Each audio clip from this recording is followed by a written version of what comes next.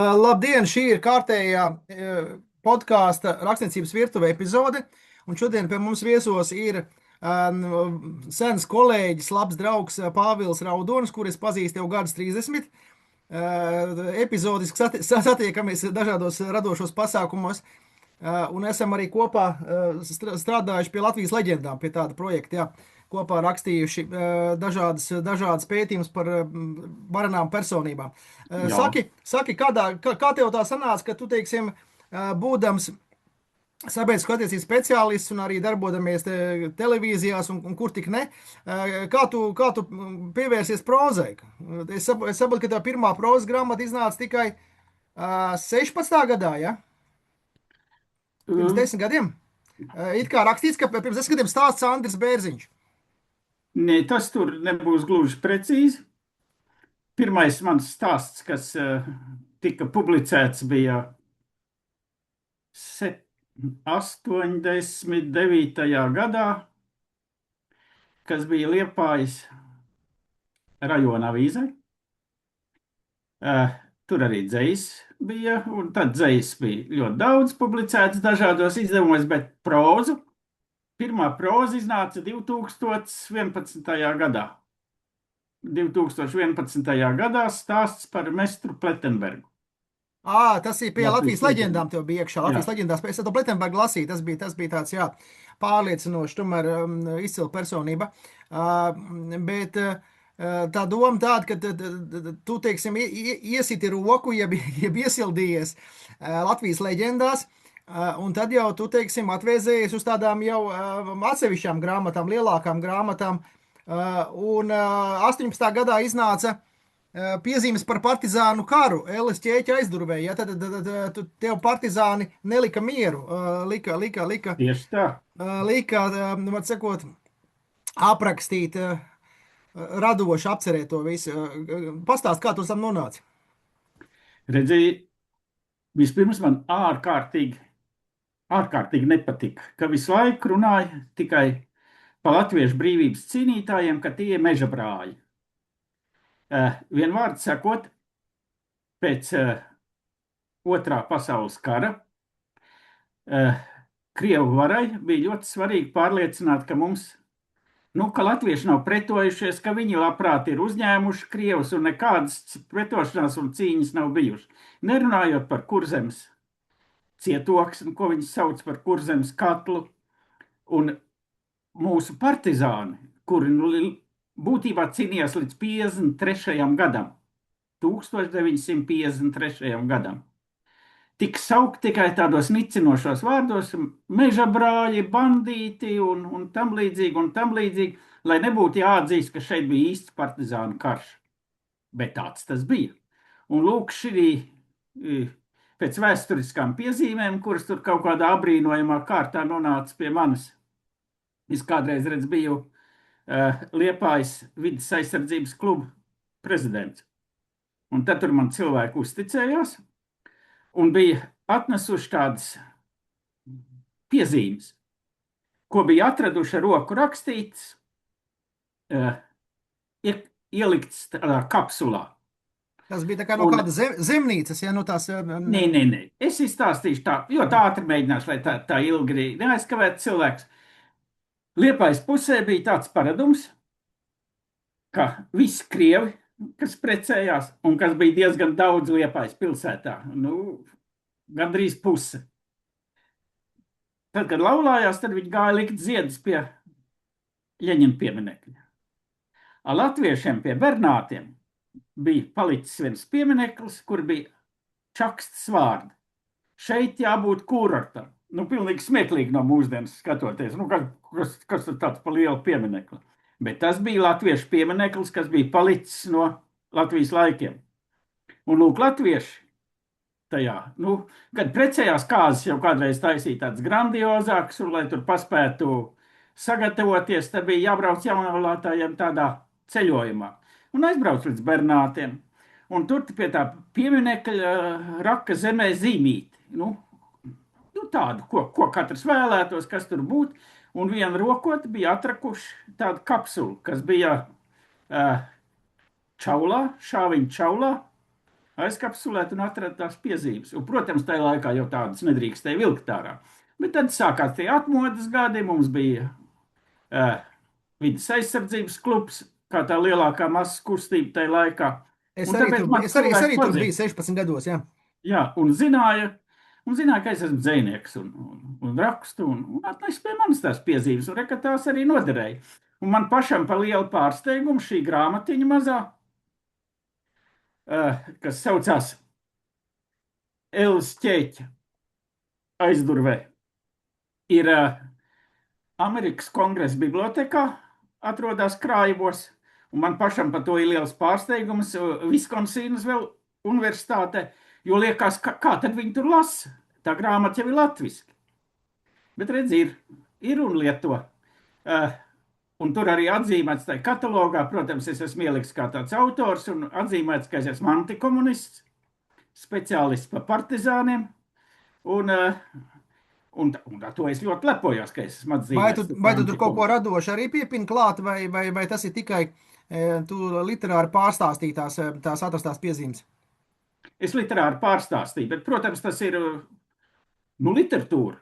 Nav tāda vienkāršie teikumi, mazliet uzlabot un vispārējie, bet jēga ir tāda. Jēga ir tāda, kā tas īstenībā noticis. Tātad partizānu cīņas Kurzemē un Žemaitijā. Nu jā, bet kurā brīdī, es saprotu, bet kurā brīdī tu sāki kļūt par mežu speciālistu, ka tev dažādas grāmatas gan saistībā ar Latvijas valsts mežiem, gan tu ej mežā un tu visu, ko pieredzi tur, un ir gan mežu detektīvi, gan es nezinu, mežu kaut kādi neparasti atgadījumi. Kurā brīdī, teiksim, tu esi jā, meža detektīvi. Ļoti nopietna un noslēpumaina grāmata. Jā, bet kurā brīdī tas ir tas tev, tu vienkārši biji aktīvs sēņotājs, ogotājs, un tāpēc tev tas radās, vai tu vienkārši jūti, kad ir tukša niša latviešu literatūrā, ka vajag pa mežu vairāk? Miridzi ir sekojoša lieta, es esmu mežkopis. Esmu beidzis.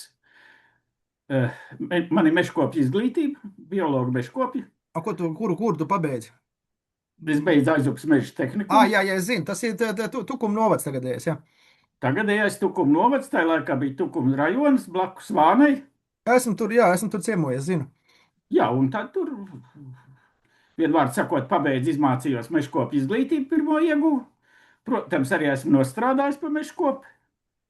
Tajā laikā sauc mežsaimniecības tehniķis. Līdz ar to pa mežu orientējos un daudz maz saprotu.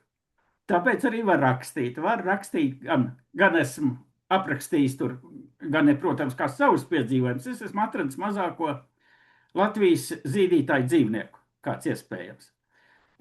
Kaut kāds susliks vai es nezinu, kas tas tāds ir. Tas saucās sicista, lecēja pele. Es biju apsēdies ēst. Zini, kā tas mežā notiek. Apsēžās un ēd savu maizīti. Un pastos blakus man ir savīt blakus tādas, tieši manā sejas augstumā 3 kopā savīt smilgas un tādu mazu ligzdeņu uztaisīt. Es noliku, domāju, kas tas pa kukaini? Noliku sauju un tā piesit. Un man saujā iekrīt maziņa pelīte. Tāda, un es biju tādā izmisumā, jo iedomājies, tev tagad saujā iekrīt tāds maziņš kā naga galiņš. Tu pamēģini viņu dabūt atpakaļ tajā. Tas bija bērniņš, jā. Bērniņš. Lūk, un tādas, ja tu esi mežā to pieredzējis, tad tu arī var savās grāmatās to aprakstīt, kā es arī esmu to darījis grāmatā Meža noslēpumu. Bet tas ir domāts, atvainojos, bet tas ir domāts tā kā pieaugušiem vai bērniem tie stāsti, vai tas ir kopā ģimenē lasām? Kopā ģimenē lasāms Meža noslēpumi tādiem, kas jau studenti vai vecāko klāšu audzēkņi. Bet viskaistākais mežs ir grāmata, kur ir aprakstīta lielas meitenes piedzīvojumi. Meitenei ir 6 gadi, un tūlīt būs 7 un sāks iet skolā. Un tad viņai ļoti grib zināt, kā tas mežs rodās, kā mežs izaug. Tad arī grāmatā mēģinām to izstāstīt. Tu sākot no tiem stādiņiem stādaudzētavā un kā tur pēc tam iestāda mežu un kā viņš pamazām, ja? Nu, jā, jo cilvēki jau to, it sevišķi bērni, pilsētnieki jau to nezina. Pilsētnieki vispār ir iedomājušies, ka mežs nav atjaunojams resurss. Es redzēju, ka Vācijā iet demonstrācijās, ka ar saukļiem, ka mežs nav atjaunojams resurss. Atjaunojams resurss ir gāze. Jo, redz, gāzes krānu tu atgriez, tev plūst gāze, aizgriez ciet, nākamā dienā atgriez, akal ir. Tā tad jaunieši domā, ka tas ir atjaunojams resurss, atjaunojās katru dienu. Nu, labi, bet runājot par mežu, tas nozīmē, ka tu mežā nevari apmaldīties. Tev kaut kāds vadītājs vai kaut kādi šitie, te, kas ir tie, nu, tu pats zini, kā mežā tur, ka tev uz apli dzen, tev nekad nepiesitās. Nu, nu, kad es biju tāds mazs puika, tad piesitās, protams. Bet, Bet nu, šobrīd, ja vīra tu esi gados, nu, pavisam maz, tagad 10, 11. Bet, ja tu esi mežkops, nu, un ja tu nepratīsi pa mežu iziet, tad tu nevari to profesiju strādāt. bet tad šobrīd, tu šobrīd kā vīra gados nevar apmaldīties vairāk. Nu, noteikti, ka var, bet neapmaldos. Jā. Ir Latvijas Literatūras institūts. Lūk, tagad bija grāmatu dienas bibliotekā. Es nopirku grāmatu, ko Latvijas Literatūras institūts aprakstījis stāsts par apmaldīšanos mežā, par to, kā vadītājs piesitā. Vadītājs var piesisties, un tad viņš apmaldinās jebkuru. Vienvārds sakot, cilvēkam, kad iet pa mežu un neievēro savu to ceļu vai neprot orientēties, kreisais solis vienmēr ir mazliet īsāks, un līdz ar to nogriežās uz labo pusi. Un tad tu ej papli, akal papli un krīt izmisumā un nezinu, Tas ir tas, tad vadītājs nav būtne, bet tas ir mūsu kreisais solis, ja? Kreisais solis, bet, nu, nu, ir arī būtne. Mitoloģiski tā ir būtne. Tāpat kā lietuvēns un viss pārējie. Tie man ļoti patīk, es labprāt rakstu pasakas. Nu, jā, bet tad sanāk, ka no kuriem pasaku meistariem tu no Skalbes vai no Anča Lerka Puškaiša, no kuriem tu iespaidojies? Uh, Kas ir Man tavi ir tā- autoritātes pasaku jomā, nu, literāro pasaku jomā, es domāju? Literāro pasaku, protams, Skalbi ir liela autoritāte. Brāļi Grimi, no kuriem var rakstīt, kā ņemtās pamatu, jo viņi ir savākuši ļoti labas teikas un pārveidojuši tās par literārām pasakām, kas iet cauri gadsimtiem. Un tie ir tādi zemapziņā sēdoši, un līdz ar to par to var ļoti labi rakstīt. Bet man ļoti patīk skandināvu mitoloģija, skandināvu vecās ēdas, un tiem es arī esmu uzrakstījis 5, 6 lielus stāstus par mūsdienīgas pasakas. Tagad būs jāsāk domāt, varbūt kādam būs interesi Tieši publicēt. par skandināvu dieviem, par Toru, Odinu un Freju? Jā, Tors, Odins, Freja un Odins. Zin kā? Loki vēl, teiksim, viltīgais jau. Jā, Lokijs lietuviski lācis ir loķis. Ir 2 nosaukumi lietuviešu valodā lācim. Viens ir loķis, otrs miškis. Un man ļoti interesanti likās, es lasīju pirmo poēmu, ko Rainis bija sarakstījis. Un Rainis bija sarakstījis poēmu Ādams brauc uz Rīgu. Un tas Ādams tika saukts nevis Ādams, bet latgaliešu izloksne Odums. Nu, jā, nu, viņš jau tomēr no turienes nāk tomēr. Nu. Jā. Ļoti viegli tas man pārtap par Odinu. Un Lokis par loķi, lāci. Nu, labi, bet tas nozīmē, ka tu arī brauc uz kaut kādiem, nezinu, Zviedrijas, Norvēģijas muzejiem vairāk to skandināvu mitoloģiju pētīs vai kā? Man nav veicies Skandināvijā pabūt. Līdz ar to neesmu Skandināvijas muzejus apmeklējis, bet pie mums ir ļoti, ļoti plaša literatūra un pieejama un var lasīt. Bērziņš, cik skaisti ir iztulkojis vecās ēdas. Visiem tiem zinātniskajiem atsaucēm. Uldis Bērziņš, jā. Uldis Bērziņš, jā. Tieši tā. Nu, labi, bet tev bija tāds periods, kad tu producēji arī televīzijā, tajā, laikam, TV24, ja nemaldos, kas te tika laikmetīgs, ja? Dažādi, tad būtībā bija mākslai moderniem mākslē tuvu stāvošs cilvēks. Kāpēc tev nekas par moderniem latviešu māksliniekiem, tur par to Brekti vai kādiem citiem nav nekas uztapis?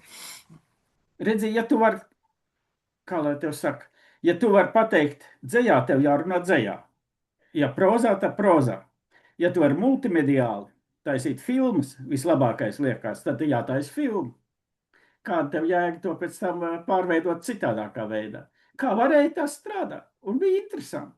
Ļoti interesanti. Pat Cik interesantākā gadus tev, filma. cik gadus tev bija tas raidījums? Ko lūdzu? Cik gadus, bet tev bija tas raidījums, kas tik laikmetīgs? Nu, daudzus gadus. Man ir pār pa 120 filmām dokumentālām. Mhm. Tā kā man bija liels prieks, ka tagad svinēja 160 gadu jubileju mūsu slavenajam Rozentālam, pa kuru arī tu esi rakstījis. Nu, esmu, jā. Un televīzijā rādīja atkal manu filmu, no kas ir tik laikmetīgs. Mūsu filmu, nevis manu filmu. Tā nav nekāda mana filma. Filmas strādā taisa komanda. Nu, labi, nu, bet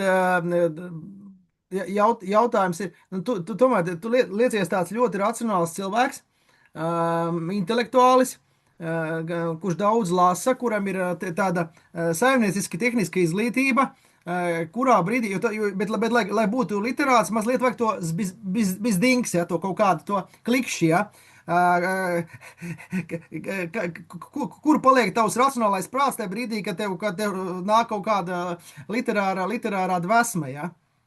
Jā, tas jau nav prāta uztverams, kā teica viens no labākajiem draugiem savulaik, Haralds Sīmans. Tas nenāk no manis, tas nāk no Dieva. Tev nāk tas, tu viņu uztver un lieto.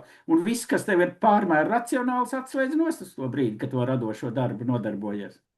Līdz tam brīdim, kad tas racionālais saka, arī jāpieslēdz, jo tu jau radi ne jau tikai sev. Nu, kāda man jēga tos pantiņus rakstīt un pašam sev lasīt? Tev racionālais jāpieslēdz atkal to brīdi, kad tev vajadzīgs kultūras menedžments, lai tas aiziet līdz lietotājiem gala.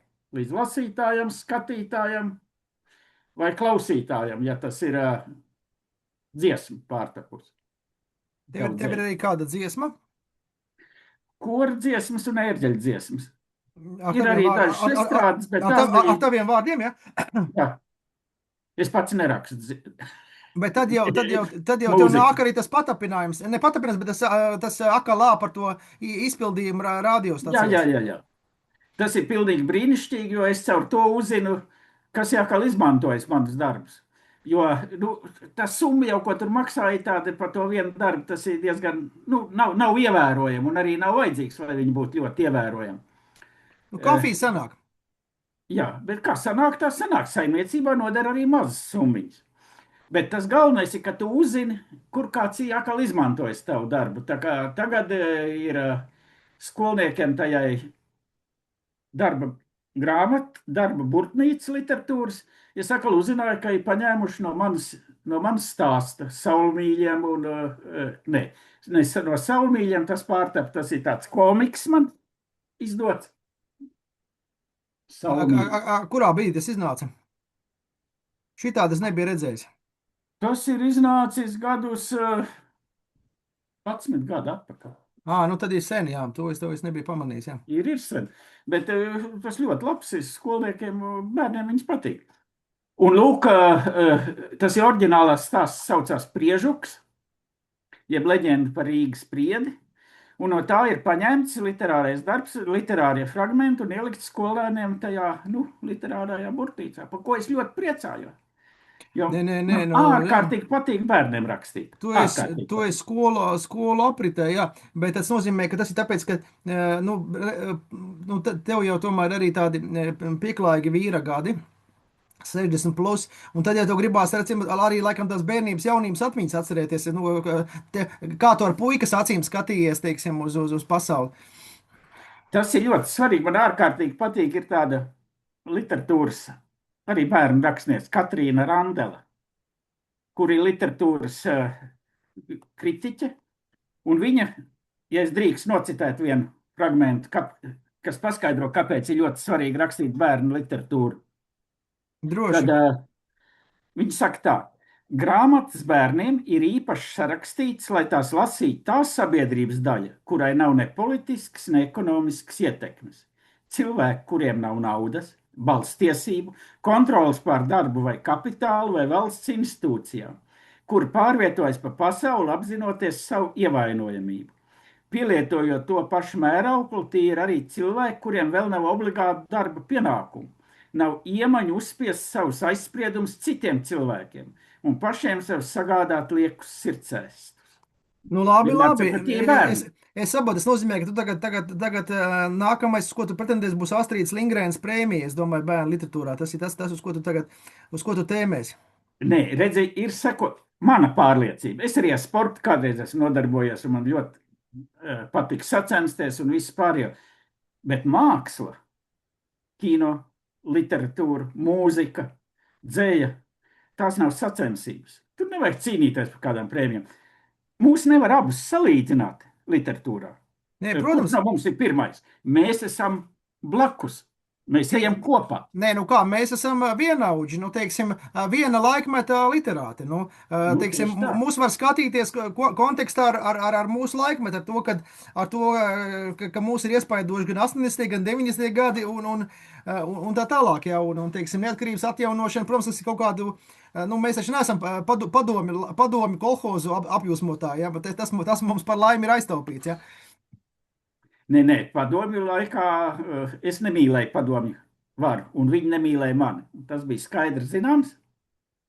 Un, kā lai tev saka, man pirmā saskarsme, ja drīkst, Jā. ar padomju varu bija sekojoša. Man bija kādi, nu, es lasīt iemācījos ļoti agri. Man mamma iemācīja lasīt, man 3,5 gadi bija. Jā, man Un tikai līdz ar kaut kā to- 4 vai 4,5 bija. Jā. Jā, 4 gadu vecumā es jau biju izlasījis Gianni Rodari Gelsomino piedzīvojums. Tā bija mana pirmā grāmata, kas man atstāja lielu iespaidu uz mani. Un lūk, dzīvojam aizputē. Blakus, tagad tur ir aizputs novadpētniecības muzejs, tad bija internāta skola, kur man mamma strādāja. Un bija pazudusi aizputē rakstāmašīna. Un, protams, mēs skaitījāmies ļoti aizdomīgi ģimeni. Un es atceros, ka man bija, nu, tā arī bija kāda, vēl 4 gadi nebija, ka naktī bija ieradušies čekisti un miliči un piecēla man kājās no manas mazās gultiņas un pārbaudīja, vai es neesmu to rakstām noslēpis savā gultā. Tā bija Zem mana... mazais puika, 4-gadīgais zem matrača paslēp rakstām. Jā, tieši tā.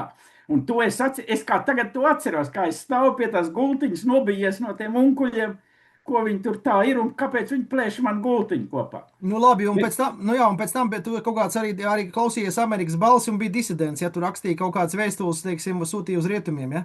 Nu, es biju disidents, jā, uz Zviedriju nekādas vēstules nesūtīja, man nebija nekādas. Nē, uz rietumiem, es saku, uz rietumiem. Jā, bet kā es saņēmu, lūk, atmodas gadi bija sākušies, es jau biju tajā vidas aizsardzības klubā, viens no līderiem, dzīvoja tajā laikā Grobiņā, un bija tāds Strautmane, Māra Strautmane, kur no Zviedrijas mēs bijām draugi, un viņi no Zviedrijas man bija atsūtījis vēstuli, kurā virsū bija uzlīmēta pamarka.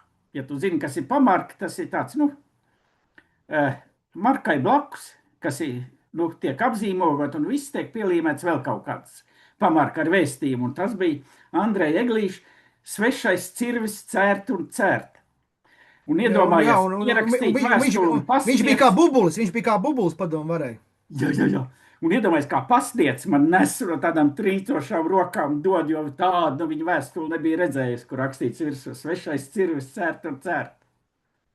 Nu, tagad tā ļoti interesanti, bet tagad par tām bērnu grāmatām, ja vēl jāatgriežas. Es vienu no lielākajām tādu, nu, gandarījumu sajūtu, ka es esmu uzrakstījis bērnu grāmatu, vai tas ir tas, ko es visu mūžu īstenībā esmu gribējis darīt, rakstīt bērnu grāmatas.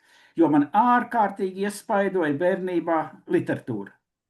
Tas ir tas, kāpēc es esmu tāds izvērties, ka var tagad citiem rakstīt un kaut ko intelektuāli dzīvē esmu sasniedzis. Un tās grāmatas, kas man iespaidīja, tā kā es teicu, jau bija Gianni Rodari, ļoti patika. Tad bija tāda pasaules bērni izlase, kur bija dažādi stāsti. Tāpēc es ar ārkārtīgu prieku sastādīju pēc tam tās Latvijas leģendas, jo tas man likās kaut kas tāds līdzīgs, kas arī varētu jauniešus iespaidot. Un es ceru, ka arī kādi jau būs iespaidojuši. Un tādēļ, nu, ārkārtīgi gandarīts jūtos par to, ka es bērnu grāmatas rakstu, un ka es zinu, ja jau tās tiek ņemtas literatūrā, tad jau arī lasu skolās. Nu, Arī ieteicamā literatūrā ir bijuši manas nu, un tu esi pasakas, kur bijis mežs ir arī teikt. kādā bērnu autoru festivālā? Ko lūdzu? Kādā bērnu autoru pasākumā vai festivālā esi piedalījies arī? Nu, man aicina uz bibliotekām, uz skolām, un es, protams, braucu. Un man arī ļoti patīk bērniem. Es labprāt braucu rādīt veselai klasē, kā kopā var sarakstīt dzejoli. Viss klasa. Vai arī stāsts kāds ļoti īss. Un Tas tu, ir un ļoti labi, interesanti. nu, nē, tu esi saprotu radoša rakstniecība. Tu esi arī uz Baltu vilka vai balvu kaut kad pretendējis vai nu, teiksim, izvirzīts kādu tavu grāmatiņu. Neviens man nav uz balvām izvirzījis, un nevienu balvu neesmu saņēmis. Ja, nu, nav jau obligāti, nav jau obligāti. Tieši tā. Bet tu man pastāsti tādu lietu, ka tu tomēr 19. gadā izdevi Jumovā dzīvoļu krājumu starp redzamām robežām. Tas nozīmē, ka tev tomēr kāja paslīdēja arī uz to dzejas pusi. Nu, es jau pamatā esmu dzejnieks. Nu jau vairs nē, nu jau vairāk prozaicis. Nu, prozaicis, jā, bet kā man teica mans draugs Aivars Neibarts, no kuras es daudz mācījies un kas mani mācījis dzeju rakstīt, ka prozaiķis slinki rakstītāji, viņi nevar izdomāt atskaņas un ritmu, tāpēc viņi raksta prozā. Tas, protams, ir humors. Bet tā tas ir, jā, un starp redzamām robežām ļoti, ļoti tāda grāmatiņa. Nu, kā cilvēki to uzņēma, tā ir tā kā jaunības dzēja, ko tu esi atradis vecās būrnīcās, vai tas ir tagad radīta dzēja? Nē, tas ir radīts tagad speciāli. Ja tā grāmata atšķir, tad tur ir klāt arī ilustrācijas, un ilustrācijas ir Pēters Sidara, un dzējoļi rakstīti speciāli šiem lielākoties Pēters Sidara glaznām, un mēs kopā esam pēc tam braukājuši, nevis braukājuši, bet Pēters Sidars rīkoja izstādes lielākajās Latvijas izstāžu zālēs, un tur arī man dzēja bija klāt. Un tā kā, tās bija kopējas izstādes. Nē, Gan nu, lielajā dzintarā, gan... ļoti jauks radošs tandēms, bet tas sanāk, ka tev ir viens komiks, tev šobrīd tas Salmīļa 19. gada, vai tev vēl kāds komiks ir tapis ar Latvijas valsts mēžu atbalstu? Nē, Salmīļa ir tāds klasiski vienīgais komiks, kaut arī tagad pēdējās grāmatas, ko es rakstu bērniem, tās tiek veidotas ļoti, ļoti noteikti tā, lai būtu mazs teksts un blakus pretējā pusē, lapusē vienmēr ilustrācija. Lai varbūt saprotams, es parādīšu. Tātad jā, nu, apmēram, mazs teksts un blakus ilustrācija. Jā, Rīts meža mājā, jā. Jā. Un ārkārtīgi es esmu laimīgs pa ilustratoriem, kas man ir dzīvē gadījušies. Gan Pēters Sidars, gan tagad man sadarbība ir ar Sandru Vingri. Ja kā tu viņus atrodi? Tev Sidars tev pats uzrunāja, vai tu viņu uzrunāji? Redzi, es pieturos pie viena principa. Es esmu rakstnieks, es rakstu. Par pārējo jāgādā tam, kas driķē to grāmatu. Un tad man izdevniecība jautāja, kur tu uzskati, ka varētu būt ilustratori tādi, kas tev patīk. Es pastījos uz darbiem, un man patika Sandras Vingras darbi. Un es teicu, es labprāt gribētu, lai ilustrē manu grāmatu. Un izdevniecība piekrita, un tā tas aizgāja. Bet es ļoti strikt uz to skatos, ka es neiejaucos pārāk daudz tajā citā darbā. Man ir jāraksta. Labi, bet tev ir bijis kā autoram, ka, teiksim, nu, tev tomēr ir, nu, teiksim, tava grāmata, tavs saturs, tavs vēstījums, un tu galīgi nevari piekrist tam, ko izdevniecība piedāvā, vāka dizaina skice vai kā. Ir bijis tā, ka tas ir pilnīgi pret. Man, piemēram, pirmais romāns iznāca kaut kāda dīvaina muša, kas rāpo pa lampiņu, ja? Un man galīgi tas nelikās, ka tas atbilst mana romāna, teiksim, tam saturam. Nu, tas gan iznāca turībā, ja? Tev ir bijis tā, ka tu esi stingri iebildes, ja pret vāku ilustrāciju, jo tas ir, nu, pretēji tam, ko tu esi gaidījis. Paldies Dievam, nav gadījies tā. Jo pat Finks un Sargeņģelis abas grāmatas Pat tur to vāki iztaisījuši. Nu, tādu, ka es esmu ļoti priecīgs par viņu. Nu, labi, tad, ja jau tu pats es jau gribēju vaicāt par Finku, tev Finks sanāk, ka tev nelika mieru, sāk rādīties sapņos, un tāpēc jūs ar Juri Visocki uzrakstījāt kopā romānu, ja, biogrāfisko romānu par Finku, jo, kā zināms, ir jau dažādi, ir arī tie avīžu apkopojumi, visādi savārstījumi, kas ir, nu, no tā laika biedra tiem atmiņām, bet tev tomēr es lasīju, tur tomēr ir sižets, tur ir tomēr arī nezināmas epizodes tajā romānā apskatīts dažādi mazāk zinām periodi viņa dzīvē. Tā skaitā tur darbība cirkā un tas pilsoņu karš Krievijā un tā tālāk. Teiksim, kas tev uz to pavilka? Tu aizbrauci Maskačkā uz to Finka muzeju vai tu vienkārši, kā es saku, redzēji kādu sapni viedo? Redzi, ir tāda lieta, ka es neļauju tiem tēliem pārņemt manu dzīvi. Finks ir Finks, un Dievs pasarg, lai viņš sākt iejaukties. Viņam ir tik liela tā aura, ka viņš ir spējīgs jebkuru dzīvi mainīt, koriģēt un viss pārējais. Nelaiž iekšā literāros tēli, nedrīkst pārņemt tavu dzīvi. To es iemācījos, kad filmas taisījām. Ne namējs, ne viss pārējie. Es nekļuvu pa tādu namēju, jo tavs literārais tēls ir literārais tēls, un tu esi tu. Tev jādzīvo savu dzīvi.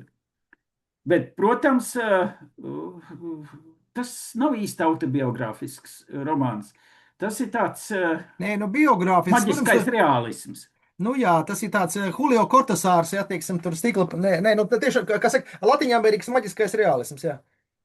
Ir maģiskais realisms, jā, bet nevar teikt, ka latīņu amerikāņi. Redzi, atkal tas ir tie, kas ir mācījušies literatūras teoriju, tiem padomju laikā mācīja, ka vienīgais maģiskais realisms ir Latīņa Amerikā, un šeit realisms maģiskais nekāds nav bijis, lai nebūtu jāstāsta par Bulgāko meistaru un Margaritu, kas ir viens no labākajiem. Bet viņš bija aizliegts, kā zināms, viņš bija aizliegts uz kaut kādu brīdi, jā. Nu, tieši tā, jo tai darbā ir pastāstīts, ka Sātans nav tik slikts kā komunisti.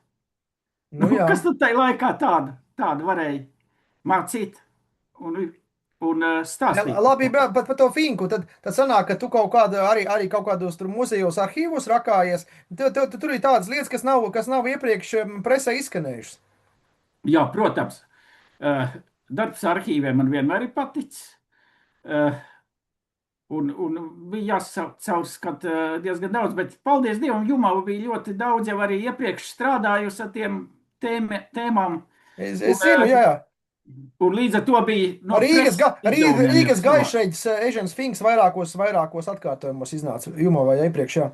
Jā. Un līdz ar to, nu, man tas pats, kas man visvairāk uzrunāja, tur tajā grāmatā ir pirms katras nodaļas, abās nodaļās ir viens sapņu tulkojums. Un lūk, tas sapņu tulks, tas ir Ežena Finka paša izdota grāmata. Jā. Viņam ir viena grāmata. Un to mēs likām katrai nodaļai priekšā. Tā kā, teiksim, tad, kad runa bija par cirku un stāsts par virves deju, tad tāds sapnis vingrot pats, sevi savaldīt. Jā, es nezināju, ka viņš izdevusi grāmatu par sapņiem, jā. Tas man ir jaunums. Nu labi, bet kā tu teici, tad principā tu viss ir apskatīts, arī tas, kā viņš gandrīz aprecējās ar jaunbagātnieku meiču un tā tālāk. Nu, var sakot, visi par Finku izsmelts, tur vairs nekas nepateikts nav, ja? Nē, nu mums Finku otrā grāmata beidzās ar to brīdi, kad viņš tiek lādēts vagonā, vests uz Sibīriju. Tad tomēr, teiksim, Sibīrijas Lēģera nostāsti un atgriešanās no Sibīrijas un vēlākie gadi, tad principā varētu būt trešā grāmata. Varētu būt, jā, ja mēs saņemsim dušu, abu autori, un ja cilvēkiem būs pieprasījums, jā, lasīs tās grāmatas. Pagaidām viņi ir diezgan pieprasīti bija, tā kā varbūt ka sadūšojamies un vēl trešo grāmatu uzrakstīt. Ierausiet kādi konjeciņi radošajā tajā disputā, teiksim, brainstormingā, un tad jums viss notiks. Viss sastāsies puldzīts. Jā, tur tas ļoti interesanti. Strādāt divatā vispār ir ļoti interesanti. Tas, Bet tev, tāpēc es gribēju vaicāt, vai tev ar Jūri ir tāds pats tandēms, tā kā tam šitam te Rūmniekam un Miglai bija, ka viņi vairākas romānus kopā rakstīja, Valdis Rūmnieks un Andrejs Migla. nu kā viņiem bija, tas Dievs vien viņi zina, bet ar Jūru kopā mēs esam sastādījuši 10 Latvijas leģendu grāmatas krājumus un kopā sarakstījuši pa Finku divus romānus. Tā kā kaut kas tur iet. Un redzēju, es iemācījos tā īsti kolektīvi strādāt radošo darbu filmas taisot. Jo tur tas ir neiespējami, ja tu neproti kolektīvi sastrādāties. Un Juris tāpat lieliski prot kolektīvi strādāt, jo viņš ir sportā bijis basketbolists. Tā tad sporta komandā visi Jā, kopā darījuši. Tad mēs kaut kā tā izdodas. Komandas spēlētājs, jā. Jā, tā kā izdodas, jā. Nu labi, bet tu man pastāsti, nu, noteikti jau tev kaut kas, pirmkārt, tu man pastāsti, kā tev radās pseidonīms Pēters Balodis, kas ir tev parādās literatūra LV, ka tev ir tāds pseidonīms Pēters Balodis. Un otram kārtām, teiksim, kas vēl ar Pāvela Raudoņu vai Pētera Baloža autorību, kas vēl tagad šobrīd top? Redzi, Pēters Balodis radās ļoti vienkārši. Tā kā man bija vairāk pirmo Latvijas leģendu grāmatu, kad izdevies, uzskatīju, ka no sākuma, ka tā vajadzētu tikai vienu stāstu un vairāk nedrīkst rakstīt. Bet tad mums pietrūka par noteiktu tēmu, kas likās ļoti svarīgi. Tas bija par Kurzemes hercogistu. Un es uzrakstīju arī to stāstu. Un parakstījos ar pseidonīmu Pēters Balodis. Kāpēc Balodis? Tāpēc, ka mans vectēvs bija Balodis brīvības cīnītājs. Nu, Ne tā jau, tad no Balodas ne, dzimtas nāk. ne jau ģenerāls Balodis, noteikti kāds cits Balodis. Nē, cits. Bet par savām cīņām, ko viņš izcīnīja, viņš dabūja jaunsaimniecību pie Embūtes. Mūsu dzimta nāk no Embūtes. No kurzemnieku dzimta, kurzemes puse. Tu to jaunsaimniecību, tu to zemes atguvis, tu darbojies? Man māsas ģimene atguva. Nu labi, nu Vecākās vienalga, māsas. vismaz jūs dzimtē tas turpinās, jā. Nu jā. Un Pēters, Pāvils Pēters, kāda tur liela starpība. Labi, bet tu man nepastāstīji noslēgumā, kas tev šobrīd top, teiksim, ko mēs šogad, teiksim, 26. gadā, teiksim, kas tev ies uz kaut kur uz druku vai kas nāks ārā drīzumā? Nu, redz, viena grāmatiņa jau ir iznākusi. Nu, un tad redzēs. Kas ir iznācis? Tātad pagājuši mēnesi iznāca Meža detektīvi. Jā, un tad viņi tagad ir aktuāli, viņi var, teiksim, grāmatnīcās tā kā uz aktuālās literatūras plauktiņiem meklēt. Jā, bērnu literatūrā viņi ir, un zin, detektīvs jau ir tāda lieta, ko labprāt lasa cilvēki. Tagad šis tas jau arī pērk. Tagad tas ir iznācis, protams, es tagad dzeju rakstu. Šobrīd tieši pie dzejoļiem strādāju, vēlāk tad redzēsim, pastīsies, it kā ieceras visādas ir. Idejas jau visu laiku, man ļoti patīk latviskas visādas vērtības ņemt. Iedomājies, kā tur var ņemt jebkuru dziesmu no tā uzrakstīt romānu. Piemēram, Latgales dziesmu, Jezups un Madaļonka. Ņem un rakstā tad Madaļonka, Madaļa. Garaugums, sieviete, gandrīz basketbolists tajā laikā. Jezups. Spēcīgiem pleciem. Jā. Jezups arī liels vīrs, gandrīz 1,60 m. Gandrīz. Tad ar papēžiem. Jā, gandrīz 1,60 m. Un tagad rakst par to, kā viņi kopā skolā sēdējuši blakus solos, kā tur ir bijis. Saskatījušies pamazām. Pirmā bučiņa. Jā, saskatās un tur brauc precībās un tad tālāk viss kā ir. Un tad tā Madaļonka saka, rupucis grib jau precēties. Tu pastāsti, tu nāc tevi kaut kāds latgaiļu saknes, ka tev uz to pusi vēl. Tu šķiet, ka tu tīrākais kurzemnieks, izspļaus kurzemnieks. Jā. Ja tu esi uzaudzis aizputē, tad līdz Latgalei ir cik vien tālu var būt. Un man visu bērnību pagāja aizputē. Un aizputē ir ļoti specifiska pilsēta. Tur latviešu tajā laikā bija 97%. Tad tu vari iedomāties, ka krievu valodu es vispār nedzirdēju. Jā, viņa bija tāda nomala, kur krievu migranti vienkārši uz turieni negāja. Tur nebija ne liela rūpnīca, nebija nekas, nebija. Tur nebija ko darīt. Nosaukums jau bija skaists, aizpute. Mm. Nu, vēl viena tāda pati vieta ir Sēlijā, kas likās man tēvam, ko varētu apmesties, ko viss būs likt mierā un netramdīt. Un tā bija Subate. Tā sekojoša iemesla dēļ, ka lietuviskis vārds Subate ir ļoti līdzīgs subenei. Un subena nozīmē pakaļ. Tātad tur varēja ielīst pašā dziļākajā nostūrī pakaļ. Nē, nu es to saprotu, bet man ir jautājums, bet tas nozīmē, ka varētu tapt arī kaut kāds saistībā ar aizpūtas vēsturi iepriekšējos gadsimtos vai kaut kur tur arī kaut kāds, varbūt kāds sižeta pavadiens vai kaut kāds dzinulis ir radies. Ja tu negribi, teiksim, tādu pa savu dzimto pilsētu, tā īsti, nu, šobrīd Tā nav nav. nekas. Es tur esmu uzaugusi, tā nav mana dzimtā Nu, pilsēta. Es labi, esmu nu, labi, nu, bērnības piedzimis pilsētā. Almātā, diezgan patālu. Gada vecumā mums vecāki drīkstēja, kad man palika gads atgriezties Latvijā. Protams, tur atgriezamies, apmetamies aizputē. Mūs tik tiešām viss lika mierā, un tas nebija tālu ne no Embūtes, kas ir manas mammas dzimtā puse, ne tālu arī sevišķi no Kalvārijas, kas ir mana tēva Žemaitijā dzimtā puse. Un tā arī Tad tur bija. Raudonis sanāk tā kā no lietuviešiem, ja, uzvārds. Raudonis ir īsts lietuviešu uzvārds, Ā. kas Lietuvā ir diezgan populārs un nozīmē sarkans. Mm. Tā kā Nu, tā tik tas ir. sarkans tu nemaz nebija. Tev tā sarkanais karoks nepatika. Nu, labi, tas sarkans, kā lai tev saka, ne jau viss, kas ir sarkans, ir komunisti. Labi, bet tu pastāsti, tu teici, ka tu tagad arī šopavasar jau dumpi redzēji, tu arī tur, teiksim, tos kaut kādu rubeņu riestu, jo esi jau izpētījis, jau novērojis, vai tikai tos dumpjus dzirdējis. Ir dažas lietas, kur es domāju, ka nav deguns jābāž. Tas ir riestā, rubeņi riestā. Tur rubens ar savu rubenieni paši lieliski tiek gaļā, tāpat kā mednieni. Un cilvēks, ja tur maisās pa vidu, tad viņiem neiznāk tas īsti. Tas būtu tā, kā pie tevis. Iztraucē sabiedrē viņus, jā. Jā, nu tas būtu tā kā mums līst guļamistabā kāds iekšā. Nevajag to darīt, bet pēc tam, jā, man ļoti patīk vērot. Un iedomājies, kaņieri aizbrauc un tur uzkāp tajā lielajā tornī, ko savulaik ierīkoja ar brocēnu cementa fabrikas atbalstu. Un tad tur var klausīties, kā dumpis pūš, un viņš pūš ļoti īpatnēji. Viņa balss ir, ja man tagad jāattēlo, ir apmēram tāda.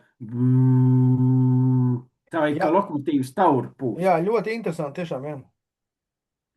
Un tās ir tās lietas, kas ir katru gadu mums pilnīgi ģimenes tradīcija. Mēs braucam klausīties Un dumpi, un otra lieta, ko braucam skatīties kuldīgā kā Vimbas vec. Jā, un tu kā mežkopis tad arī māki atdarināt dažādas meža putnu tās balsis, ja tu atpazīsti un māki atdarināt, ja? Nu jā, es neesmu ļoti labs speciālists, bet balsis atšķiru dzīvniekiem jau nu pavisam, un putniem arī daudziem.